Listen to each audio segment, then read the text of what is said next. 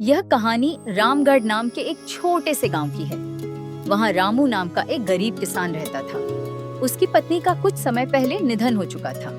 अब उसकी दुनिया में उसकी बेटी पूजा ही सब कुछ थी। रामू के पास एक छोटा सा खेत था जिससे वह मेहनत करके किसी तरह अपना और अपनी बेटी का गुजारा करता था। लेकिन उस साल गांव में भयंकर सूखा पड़ गया।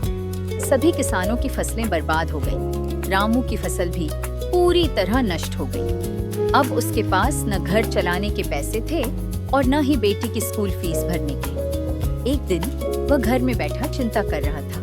तभी पूजा उसके पास आई। क्या हुआ पिताजी, आप इतने परेशान क्यों हैं? रामू ने कहा, बेटी, इस साल फसल खराब हो गई है। घर का खर्च चलाना मुश्किल हो गया है। ऊपर से तुम्हारी स्कूल फीस भी बाकी है। पूजा बोली, पिताजी, मैं भी कोई काम कर लूंगी। रामू ने प्यार से कहा, नहीं बेटी, तुम्हारा काम सिर्फ पढ़ाई करना है। थोड़ी देर बाद पूजा ने बताया कि स्कूल के हेडमास्टर फीस मांग रहे हैं। रामू ने उसे भरोसा दिलाया कि वह जल्द ही फीस भर देगा। लेकिन उसके पास तो अगले दिन के राशन के भी पैसे नहीं थे। बहुत सोचने के बाद उसने फैसला किया कि वह गांव के साहूकार लालचंद सेठ से कर्ज लेगा। अगली सुबह वह लालचंद सेठ के घर पहुंचा। सेठ बोला, मैं तुम्हें पैसे दे दूंगा, लेकिन अगर समय पर पैसे वापस नहीं कर पाए तो तुम्हारा खेत और घर मेरे नाम हो जाएगा। मजबूरी में रामू ने शर्त मान ली और पैसे ले लिए। घर आकर उसने पूजा की फीस भरी और बाकी पैसों से सब्जी का ठेला लगाने का फैसला किया। अगले दिन से वह मंडी से सब्जियां खरीदकर गांव के बाजार में बेचने लगा। धीरे धीरे उसकी दुकान चलने लगी। लोग उसकी ताजी सब्जियां खरीदने लगे।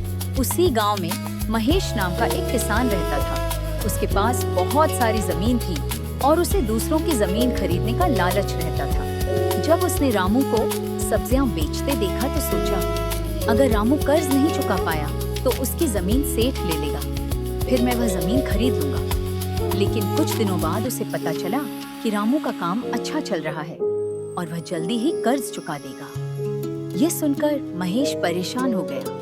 वह तुरंत लालचंद सेठ के पास पहुंचा और बोला, अगर रामू ने तुम्हारा कर्ज चुका दिया तो तुम्हें उसका खेत नहीं मिलेगा। मेरे पास एक योजना है। दोनों ने मिलकर षड्यंत्र रचा। योजना यह थी कि जैसे ही रामू सारे पैसे जमा कर ले, महेश उसके घर से पैसे चुरा लेगा। फिर रामू कर्ज नहीं चुका पाएगा और उसका घर तथा खेत सेठ के नाम हो जाएंगे। कुछ दिनों बाद रामू ने लगभग पूरे पैसे जमा कर लिए। एक दिन लालचंद सेठ उससे मिलने आया और बातचीत करके चला गया। रामू को संदेह हुआ। उसने सेठ का पीछा किया। थोड़ी दूर जाकर उसने देखा कि सेठ और महेश आपस में बात कर रहे हैं। छिपकर सुनने पर उसे उनकी पूरी साजिश का पता चल गया। रामू बहुत चिंतित होकर घर लौटा और सारी बात अपनी बेटी पूजा को बता दी। पूजा कुछ देर सोचती रही और फिर मुस्कुराकर बोली, पिताजी, मेरे पास एक तरकीब है। उसने अपने पिता को पूरी योजना समझाई। रामू को बेटी की बुद्धिमानी पर गर्व हुआ। उस रात महेश चुपके से रामू के घर में घुसा और अलमारी से पैसे चुरा ले गया। अगली सुबह वह सारे पैसे लालचंद सेठ को दे आया। इसके बाद लालचंद सेठ रामू के घर पहुंचा और बोला, मुझे मेरे पैसे अभी चाहिए। रामू अंदर गया और थोड़ी देर बाद घबराया हुआ बाहर आया। सेठ जी, मुसीबत हो गई। अलमारी से सारे पैसे चोरी हो गए। ये सुनकर सेठ अंदर ही अंदर खुश हो गया। वह बोला, अगर कल तक पैसे नहीं मिले तो तुम्हारा घर और खेत मेरे नाम हो जाएगा। तभी पूजा कमरे से बाहर आई और बोली, पिताजी, आप पैसे ढूंढ क्यों रहे हैं? आपने तो सारे पैसे मुझे रखने के लिए दिए थे। यह कहकर उसने पैसों की थैली निकालकर अपने पिता को दे दी। रामू ने तुरंत पैसे लालचंद सेठ को सौंप दी। सेठ हैरान रह गया। जिस पैसे को वह चोरी हो चुका समझ रहा था, वह उसके सामने कैसे आ गया? तब रामू मुस्कुराकर बोला, सेठ जी, मैं आपकी और महेश की सारी साजिश जान चुका हूँ। कल मैंने आप दोनों की बातें सुन ली थी, इसलिए असली पैसे मैंने पूजा के पास रखवा दिए थे। फिर पूजा बोली, और जो पैसे महेश चुरा कर ले गया था वे नकली थे।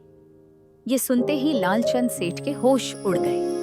उसे अपनी गलती का एहसास हुआ और उसने रामू से माफी मांगी। महेश की चाल भी नाकाम हो गई। रामू ने अपनी मेहनत से कमाए हुए पैसे से पूरा कर्ज चुका दिया और अपनी जमीन तथा घर बचा लिया। मेहनत और ईमानदारी का रास्ता भले कठिन हो, लेकिन अंत में जीत उसी की होती है। साथ ही समझदारी और सूझबूझ बड़ी से बड़ी मुसीबत को भी टाल सकती है।